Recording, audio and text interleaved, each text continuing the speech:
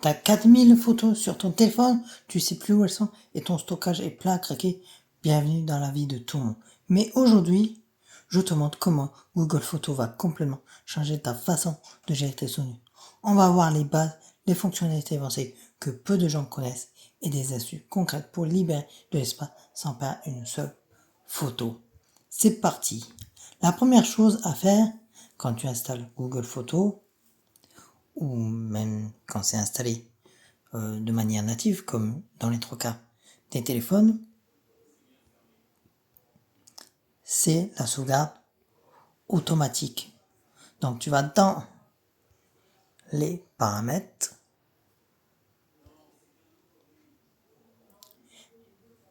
et tu cliques du coup sur sauvegarde.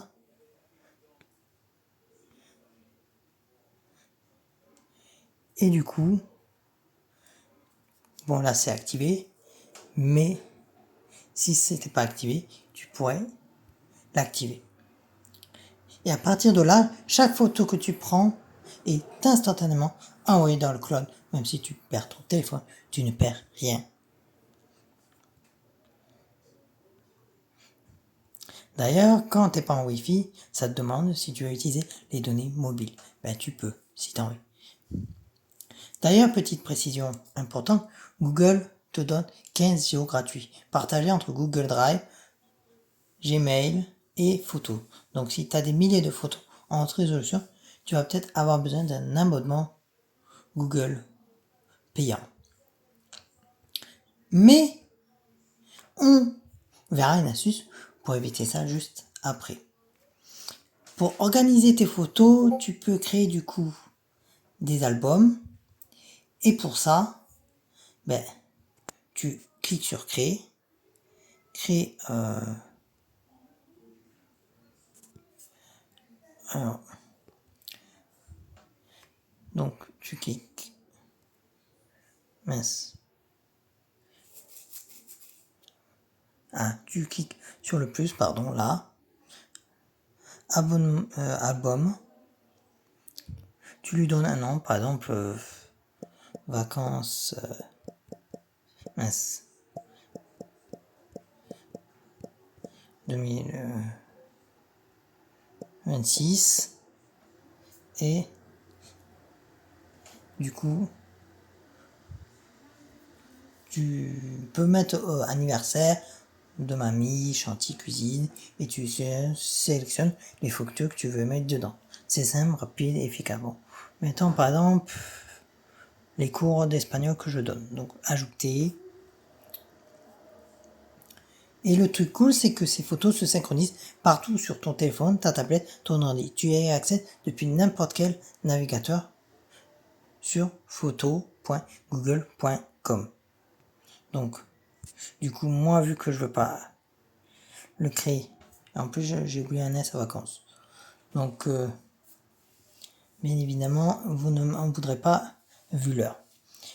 Pour partager une photo, c'est ultra simple. Tu ouvres la photo, donc tu appuies sur le bouton partager, partager, donc accéder à vos contacts. Donc là, tu peux le faire sur Facebook, les messages, ou même tu peux créer un lien, créer un album, copier, ajouter un album, envoyer dans photo. Mais le vrai truc utile, c'est partager un album entier. Tu crées un album, donc je vais retourner sur créer un album, hop, vacances, hop, 2026, donc j'ajoute, je sélectionne, donc là en plus, je clique, ah mais je crois que j'avais pas mis le S, mais je l'avais pas vu, qu'en plus c'est un peu grand, la police de taille, la taille de police. Donc, pour partager, tu cliques sur le petit symbole, et donc du coup, tu peux le partager en obtenant un lien. Donc un lien, ça crée un lien, donc grâce à ça, tu peux le partager à qui tu veux, sur Discord, en SMS, etc. Comme ça, ceux qui ont ce lien peuvent avoir toutes tes photos, même s'ils n'ont pas Google Photos. Et si tu veux collaborer, tu peux inviter des contacts à ajouter leurs propres photos dans l'album partagé. Donc c'est parfait pour récupérer les photos de tous tes potes après une soirée ou un mariage. D'ailleurs, c'est là que Google Photos devient vraiment impressionnant.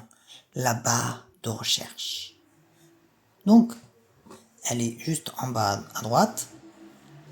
Elle n'est pas juste décorative. Tu peux taper vacances par exemple, vacances 2026, voilà, et ça va trouver toutes les photos correspondantes grâce à l'intelligence artificielle sans que tu aies à taguer quoi que ce soit. Tu peux chercher par personne, donc Google Photos regroupe automatiquement les photos de tes proches, tu vas dans Explorer, puis personne, et tu vois des visages regroupés par individu, tu lui donnes un nom, et après tu peux chercher directement le prénom. Tu peux aussi chercher par lieu, donc par exemple si c'était localisé Paris, montagne, forêt, ou même par date, c'est un moteur de recherche pour ta vie entière en photo. C'est vraiment puissant. Dans l'onglet bibliothèque, tu as un bouton créer et tu as plusieurs options. Donc, tu peux créer du coup les vidéos souvenirs, les animations.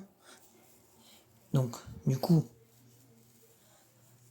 grâce à ça, grâce par exemple aux vidéos souvenirs, tu peux sélectionner des vidéos, des photos et Google les assemble avec une musique automatiquement. Tu peux personnaliser l'ordre, le style, la bande de son. Le résultat est vraiment propre, parfait pour un anniversaire ou un récap de voyage. Les collages, donc c'est bien aussi parce que tu peux sélectionner jusqu'à 9 photos, donc les collages c'est les montages là, tout simple. Donc Google les assemble dans une grille esthétique que tu peux partager directement. En 2 clics, tu as un visuel prêt pour Instagram ou à envoyer à la famille. Google Photos embarque un éditeur photo qui est franchement pas mal pour un usage quotidien. Tu ouvres une photo, tu appuies sur le crayon en bas et tu as accès, par exemple, hop, modifier. Donc là, moi j'ai modifié. Donc bon, hop. Donc je peux gérer plusieurs choses, donc améliorer, dynamique, améliorer, recadrer, ajuster. Vous pouvez faire plein de choses, donc c'est comme un éditeur de photos standard. Donc il y a la luminosité, le contraste, la saturation, la chaleur, tout ce qu'il faut pour rendre une photo plus jolie sans passer par Lightroom. Il y a aussi les filtres rapides si tu veux pas réfléchir et un outil de recadrage et de redressement très précis comme tu as pu le constater. Et le meilleur, c'est les modifications sont non destructives. Ta photo originale est toujours conservée. Tu peux annuler toutes tes retouches d'un seul clic comme tu as pu le voir à l'instant. Et voilà l'astuce que tout le monde devrait connaître. Ton téléphone est plein, mais tu veux pas supprimer tes photos. Google Photos a une fonction qui s'appelle libérer de l'espace ou espace libre selon les versions. Donc tu vas dans ton profil en haut à droite, puis alors libérer de l'espace sur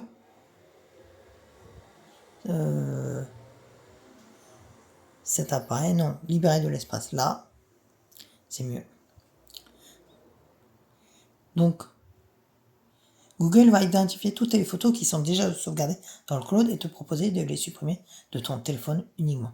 Résultat, tu libères potentiellement plusieurs gigaoctets, tes photos sont toujours dans le cloud et tu accèdes quand tu veux via l'appli. C'est la solution numéro 1 pour les photos avec peu de stockage.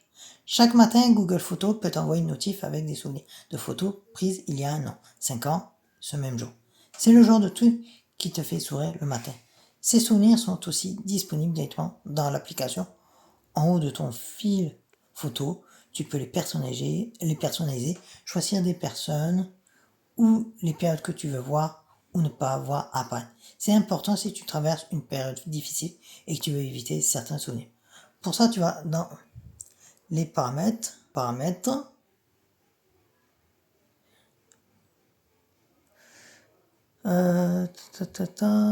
préférences, souvenirs. Tu peux masquer des dates, masquer des personnes ou des animations. Donc, tu peux tout gérer depuis là. Et pour finir, l'outil qui impressionne tout le monde, la gomme magique. Tu envoies une photo en édition, tu vas dans outils, donc hop, hop,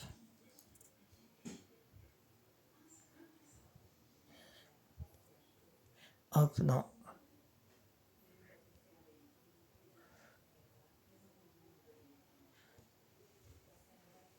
la gomme magique.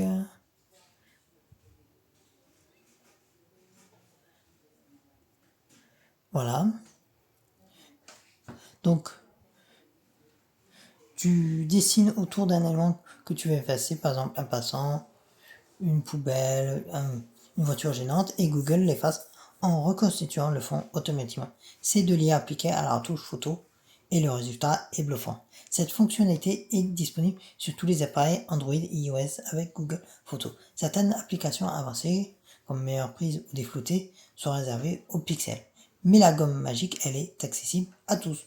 Voilà, maintenant tu as tout ce qu'il faut pour maîtriser Google Photos comme un pro. On a vu la sauvegarde automatique, les albums, le partage, la recherche intelligente, les films et collages, l'édition photo, la gomme magique, les souvenirs et l'astuce pour libérer ton téléphone. Si cette vidéo t'a aidé, laisse un pouce bleu, abonne-toi pour la suite. On a plein d'autres tutos sur les outils du quotidien. Et si tu as une question, écris-la en commentaire, je réponds à tout.